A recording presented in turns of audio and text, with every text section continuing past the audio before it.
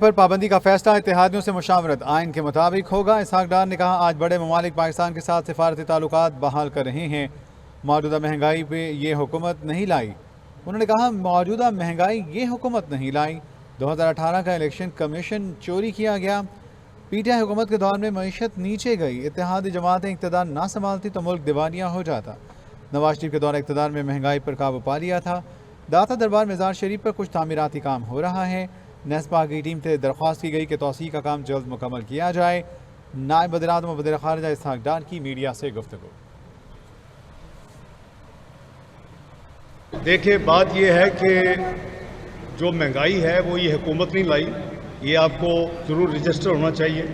یہ وہ پاکستان کو اس وقت یاد کر رہے ہیں جب میاں محمد نواز شریف وزیر اعظم تھے 2013 میں۔ ملک جو تھا وہ یعنی بہت بری حالت میں تھا، اور یہ اس وقت یعنی پروجیکشن کی گئی تھی کہ یہ 6 سے 7 مہینے میں جو بھی پولیٹیکل پارٹی جیت کے آئے گی وہ اس ملک میں ڈیفالٹ ڈکلیئر کرے گی۔ اللہ کے فضل و کرم سے میاں نواز شریف صاحب کی قیادت میں صرف 3 سال کے قلیل عرصہ میں 2016 تک پاکستان دنیا کی 24ویں بڑی معیشت بن چکا تھا، اور تمام مہنگائی کتنی تھی 2%، اور جنرل مہنگائی کتنی تھی 3.6%، اور ترقی کا رفتار پہیہ کہا تھا 6%۔ شرح منافع کے لیے میں سود کا لفظ استعمال نہیں کرتا، وہ 5.25%۔ تو پھر جو ملک میں ایک کانسپریسی کے تحت ان کی وزارت عظمیٰ کو ختم کیا گیا، ملک میں افراتفری پھیلائی گئی، ایک جو ہاتھ سے چنے ہوئے تھا 2011 میں، یہ اسی مینار پاکستان کے نیچے کروڑوں روپے لگا کے جس کو انٹروڈیوس کیا گیا تھا، اس کی حکومت لائی گئی، 2018 کا الیکشن چوری کیا گیا، اور اس کے بعد جب انہوں نے چھوڑا تو پاکستان کی معیشت 24ویں دنیا کی معیشت سے 47ویں معیشت بن چکی تھی۔ یہ آپ حقائق جو ہیں، آپ کا فرض ہے کہ آپ قوم کو شیئر کریں، اور پچھلے جو 16 مہینے تھے وہ بالکل اس نہج پہ پہنچ چکی تھی، ورنہ مسلم لیگ نون کو، پی ڈی ایم کو حکومت لینے کا شوق نہیں تھا۔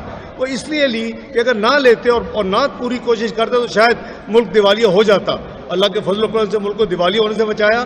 اب دوبارہ ملک کی معیشت کے لیے دن رات وزیر اعظم شہباز شریف اور ان کی ٹیم کام کر رہی ہے۔ کہتے تھے جو ہے پاکستان تنہائی کا شکار ہے، آج دیکھیں کہ ہر جو بڑی قوت ہے، جو بڑے ممالک ہیں، وہ پاکستان کے ساتھ اپنے سفارتی یعنی تعلقات کو بھرپور طریقے سے ان کے ساتھ ہو رہے ہیں۔ کوئی دنیا کے کوئی صدور یہاں آ رہے ہیں، کوئی صدور کو ملنے ہم جا رہے ہیں، تو یہ اللہ تعالیٰ کا فضل و کرم ہے۔ انشاءاللہ جہاں ہم کھڑے ہیں ان کی دعاؤں سے پاکستان کو کچھ نہیں ہونا، پاکستان نے دوبارہ ابھرنا ہے، پاکستان دوبارہ ایک معیشی قوت بننا ہے۔ یہ آلریڈی ایٹمی قوت ہے میاں نواز شریف صاحب کے زمانے میں، یہ آلریڈی میزائلی قوت ہے میاں نواز شریف صاحب کے زمانے میں۔ اس کو معاشی قوت بنانے کے لیے میاں شہباز شریف اور ان کی ٹیم دن رات کام کر رہی ہے۔ انشاءاللہ وہ دن دور نہیں جب ہم ان بھور سے نکلیں گے، مہنگائی بھی نیچے آئے گی۔ دیکھیں بھائی، وزیر اطلاع صاحب نے بڑا کلیئر یہ کہا ہے کہ اپنے اتحادیوں کے ساتھ اپنی لیڈرشپ انہوں نے، دیکھیں ایک چیز تو پروون ہے، یعنی 1.5-2 سال پہلے ایک ای سی پی کے پاس سارا ثبوت موجود ہے کہ وہ فورن فنڈڈ جماعت ہے، اور صرف مسلمانوں نے نہیں دیے، پاکستانیوں نے، اس میں یہودوں نے، عیسائیوں، بہت لوگوں نے پیسے دیے ہوئے ہیں۔ یہ ایک حقیقت ہے جس کو کوئی جھٹلا نہیں سکتا، اور اسی کی بنیاد پر الیکشن کمیشن نے قانون آئین کے مطابق فیصلہ کیا کہ ایک فورن فنڈڈ جماعت ہے۔ اب آگے سن لینا جی، سن لینا، آپ سن لینا، بات کرتے سن تو لینا یار، صبر کریں۔ اب بات یہ ہے کہ یہ فیصلہ جو ہے وہ آبویسلی لیڈرشپ کے پہلے اس کو دیکھے گی، جو وزیر اطلاع نے کہا ہے، اس کے بعد جو ہمارے اتحادی ہیں ان سے مشورہ ہوگا، اور قانون آئین کے تحت ہوگا۔ یہاں جو قانون آئین کے خلاف جو فیصلے ہوتے ہیں سیاسی، ویسا کوئی فیصلہ نہیں ہوگا انشاءاللہ، قانون آئین کے تحت فیصلہ ہوگا۔ بالکل غلط بات ہے، اگر ہم نے کرنا ہوتا تو بہت کچھ ہو سکتا تھا۔ ہم نے قانون آئین کے تحت جو پروسیس ہے، حکومت اس میں کوئی ٹیمپر نہیں کر رہی، نہ صبح شام عمران خان صاحب کی طرح ڈی جی ایف آئی کو بلاتی ہے، نہ ڈی جی نیب کو بلاتی ہے، نہ چیئرمین نیب کو بلاتی ہے، آپ کے سامنے ہے۔ تو اس لیے بات یہ کیبنٹ اپنا کام کر رہی ہے، اور جو قانون آئین کے تحت جو معاملات ہیں وہ خود بخود طے ہو جائیں گے۔ اب بات یہ ہے کہ آپ یہ ضرور سوچیں کہ ملک کی سلامتی ہمیں سب سے زیادہ عزیز ہونی چاہیے۔